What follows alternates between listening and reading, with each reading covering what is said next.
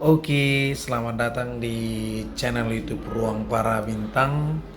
Nah, buat adik kami semua yang sudah lulus di tahap akademik SMA Unggul Del tahun 2024. Nah, selanjutnya kalian akan mengikuti yang namanya seleksi tahap yang kedua, benar ya? Nah, pada seleksi tahap yang kedua ini adik-adik, pada hari Rabu di tanggal 3 kalian akan mengikuti yang namanya tes atau uji psikotes ya. Nah, pada uji psikotes ini adik-adik ini sangat juga menentukan kelulusan dari kami semua. Jadi di sini adik-adik harus memang persiapan supaya bisa nantinya menjawab soal-soal yang diharapkan. Nah, sebenarnya untuk psikotes ini kan sangat luas cakupannya, jadi sangat banyak. Mungkin kalau kamu sudah lihat di Google atau mungkin di YouTube, maka tes psikotes ini sangat luas. Nah, jadi berbeda setiap tahunnya, itu selalu mungkin ada perbedaan-perbedaan apa yang diujikan di tes psikotesnya ya.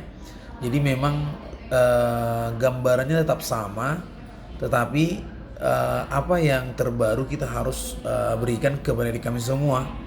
Nah, jadi di samping kita tadi sudah persiapan, mungkin ada yang mengikuti les psikotes juga untuk supaya matang di ujian SMA Unggul Del ini.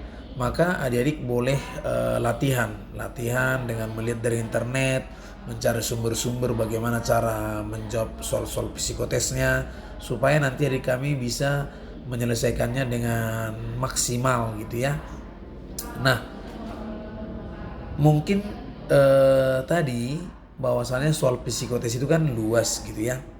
Tetapi di sini saya akan coba sharing kepada adik kami semua apa-apa saja yang muncul untuk soal psikotes yang sering diujikan di Del ya kan, supaya kalian nanti bisa ada gambaran apa-apa saja sih gitu ya.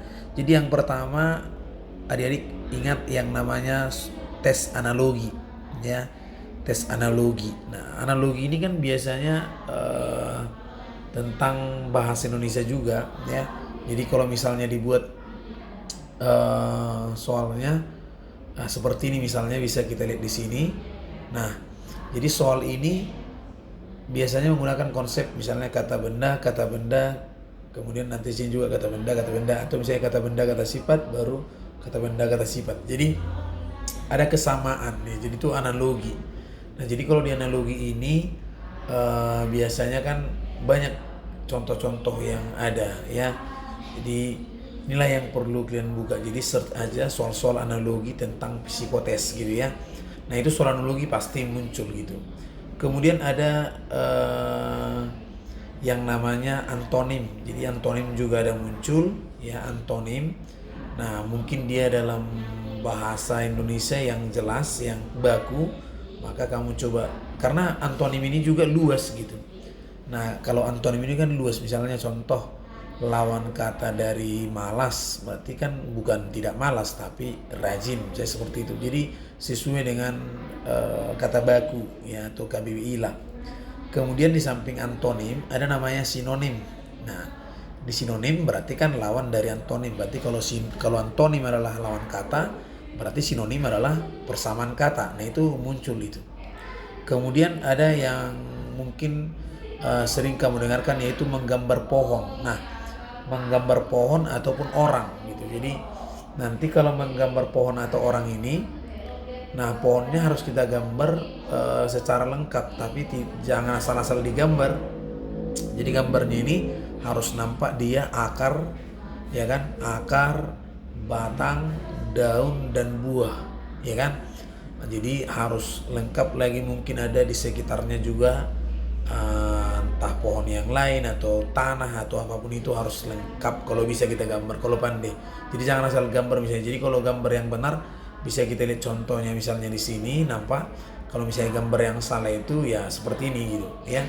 Jadi boleh dicek nanti gambar-gambar pohon atau gambar orang yang. Jadi kalau gambar orang misalnya, Maka gambar orang itu harus lengkap dari mulai kepala, ke mata, ke hidung, ke mulut, ke kaki, tangan, semua lengkap, semua struktur tubuh, tapi tidak ikut dalamnya ya. Jadi kita hanya fokus ke bagian luarnya aja, itu yang harus digambarkan. Jadi jangan asal digambar ya. Nah jadi jangan misalnya gambar misalnya seperti kan ada lagunya itu, lingkaran kecil gitu kan, bukan. Jadi jangan salah nanti, artinya hanya digambarkan matanya ya kan gitu, kotak-kotak aja, itu salah. Nah walaupun sebenarnya itu gambar orang tapi miniaturnya mungkin ya, tapi itu nggak digunakan, jadi gambar orang yang utuh. Nah itu dia yang sering. Kemudian yang berikutnya dari ada namanya tes koran.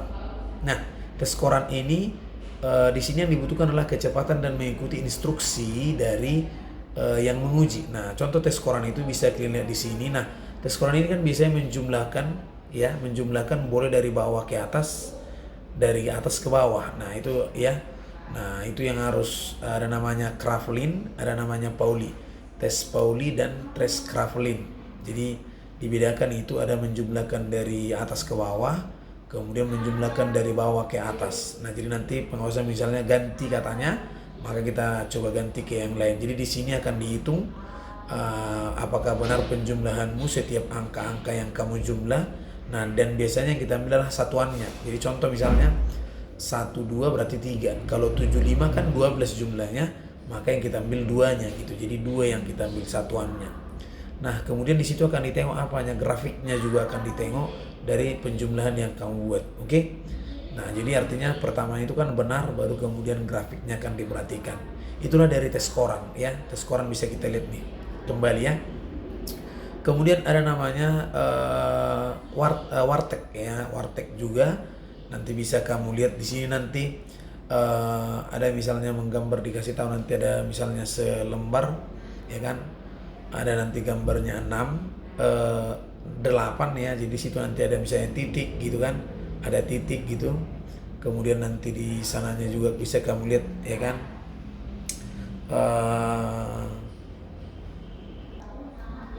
nah jadi dari gambar titik tersebut nanti bisa kita gambarkan apakah dia misalnya gambar lingkaran, atau misalnya gambaran jam, atau misalnya gambar dari sasaran tembak, seperti itulah. Kemudian nanti misalnya garis 3 itu seperti ini contohnya ya, bisa lihat. Jadi itu yang harus kamu bisa gambarkan nanti ke arah mana dia. Oke. Kemudian ada nanti mengenai barisan bilangan. Jadi yang menjumlah-jumlahkan itu seperti ini, bisa kita misalnya 1 ke 3 ke 5, berarti kan lompat-lompatannya itu harus kita perhatikan. Kenapa bisa kemari jadi 5 seperti itu ya. Jadi itu yang harus kita cek ya.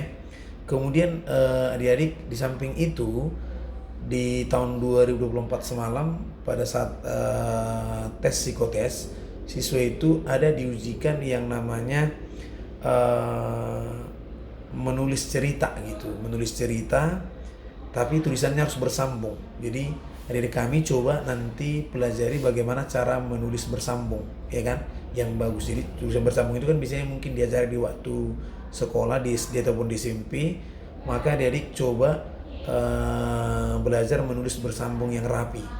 Jadi mengarang misalnya membuat cerita tentang dirimu sendiri, kemudian kamu tulis dalam tulisan bersambung. Nah itu yang muncul di tahun 2024. Jadi tahun 2023 ya. Jadi yang tahun lalu. Jadi itu harus kamu siapkan supaya kamu bisa nantinya bisa lulus gitu. Jadi kalau kamu misalnya contoh tidak memahami itu semua kan sayang gitu.